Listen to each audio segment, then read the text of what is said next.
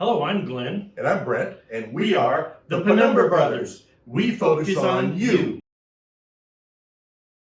Okay, we're going to do a shoulder this afternoon. We're going to start out with an AP position. Now, depending on where you work, some facilities want to see just the joint space itself. Some want to see both ends of the clavicle. So the argument about not showing both ends of the clavicle enables you to center right on the shoulder itself, see the joint a little bit better. But if your facility wants to see both ends of the clavicle, you're going to have to center over a little bit, about almost mid-clavicle, to get both ends. So we're just going to center on the shoulder. Typically, we're going to do an external rotation. I'm going to have a roll arm outward. That's an external rotation. Internal rotation is just arm rolled inward. Don't think he's done this before. She's already gone. This is our internal rotation. Now, if you work for an orthopedic surgeon, typically they want these views in a Grashy view, which means we're going to roll a patient up towards the affected side, about 25 to 30 degrees. And again, with the same view, and external, internal, and this enables us to see actually through that glenoid fossa and the humeral head, so actually see that joint space. So there's our internal, external. We're gonna have her turn all the way around now. I'm gonna show you a wide view. These are a view that a lot of people struggle with. They're not that difficult though if you know the anatomy. So we're gonna make you kind of turn around. I'm gonna feel for her scapular spine. Put one thumb on one end of the scapular, the other thumb out the other end, out by the acromion. I'm going to have her stand there, go forward, forward, forward. Have her roll towards, forward.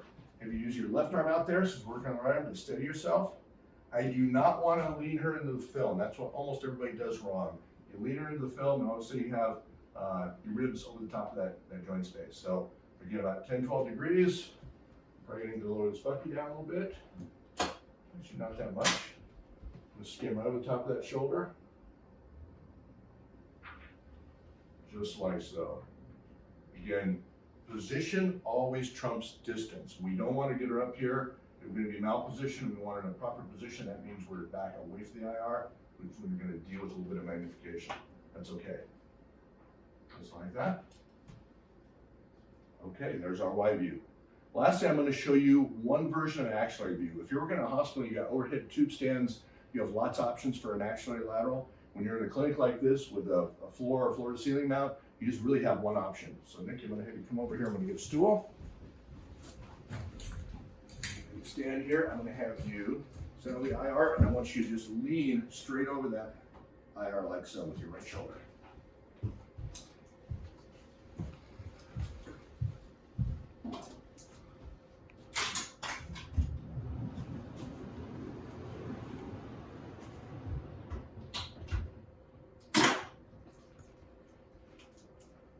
Just a little bit more.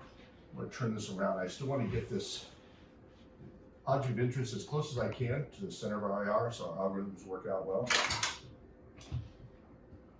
And there's an axillary lateral shoulder with a ceiling mount or floor mount actually tube stand. Thanks for watching. If you like what you saw, hit the subscribe and notification button. See you soon.